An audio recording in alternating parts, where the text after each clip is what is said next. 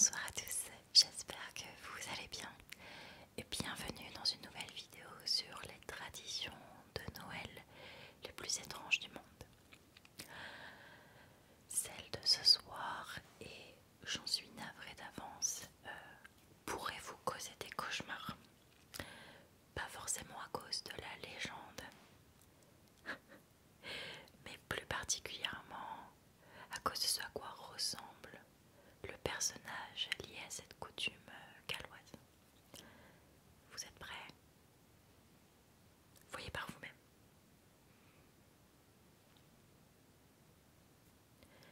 Je vous laisse un instant pour digérer ce que vous venez de voir. Okay.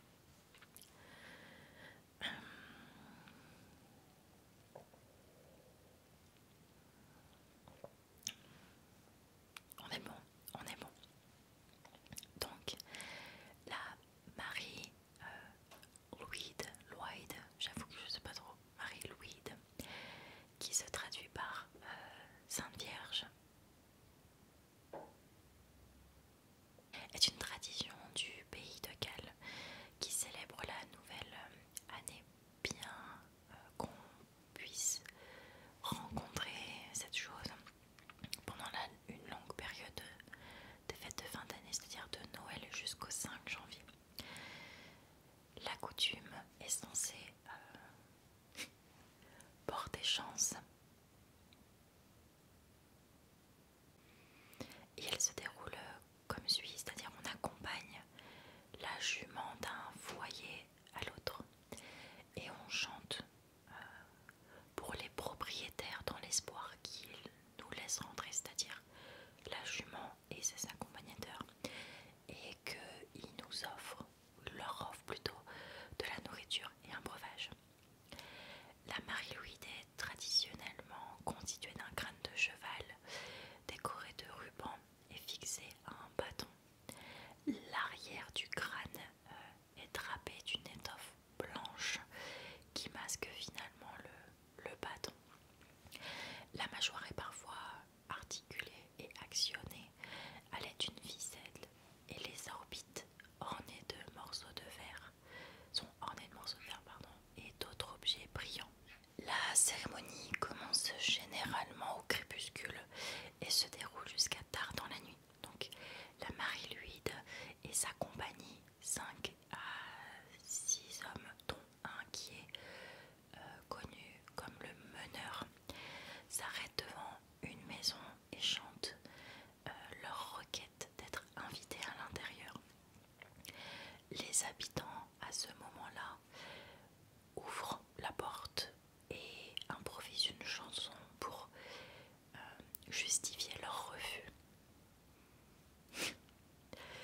La compagnie donc chante un nouveau couplet, et les habitants y répondent à nouveau avec des excuses et ainsi de suite jusqu'à ce que les habitants du coup soient à court d'arguments quoi. C'est la partie de Big Bang la plus glauque de l'univers. Vous vous imaginez genre bonjour, on veut rentrer, on a faim, on a soif. Désolé mais non, j'ai pas assez à manger. Oui mais on a vraiment très faim et très soif. Je comprends mais j'ai juste assez pour faire manger à ma famille. Oui mais on a vraiment... Je croyais qu'on s'était tous mis d'accord, surtout en 2024, que lorsqu'on force quelqu'un et cette personne finit par accepter, c'est pas un vrai oui. C'est un oui sous la contrainte. C'est puni par la loi. Évidemment, donc comme ils sont à court d'arguments, ils ont perdu la partie de Big Bang, voilà. Donc ils les reçoivent et leur fournissent un repas et de la bière.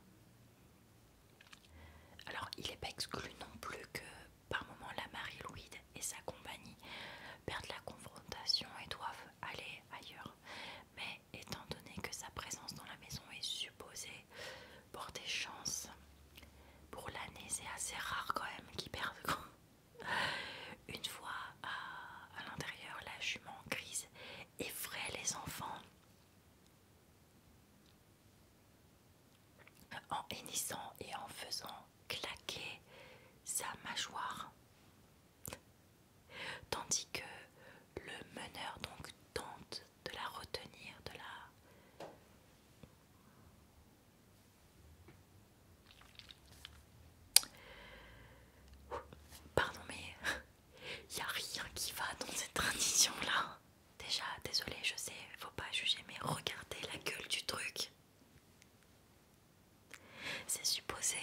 porter chance.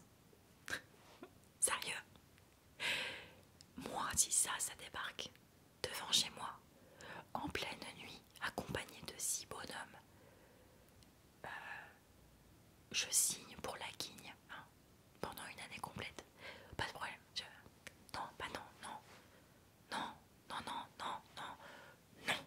Ensuite, et c'est vraiment une question qui me taraude, pourquoi faire peur aux gosses? Ils ont fait quoi les pauvres si cette chose est supposée porter chance à une famille entière durant une année entière?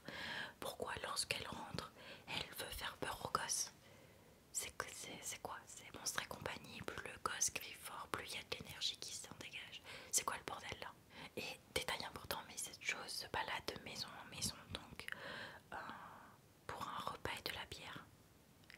À la fin de la nuit, j'imagine même pas l'état du groupe là, hein, celui avec le crâne de cheval et les six abrutis qui le suivent, repu, ivre de bière, titubant dans les rues là.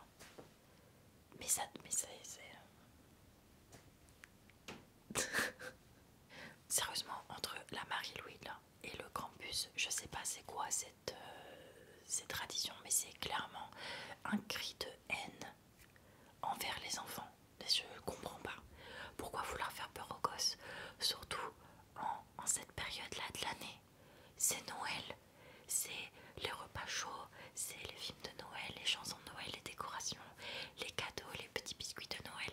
Et vous avez de monstruosités qui rentrent chez eux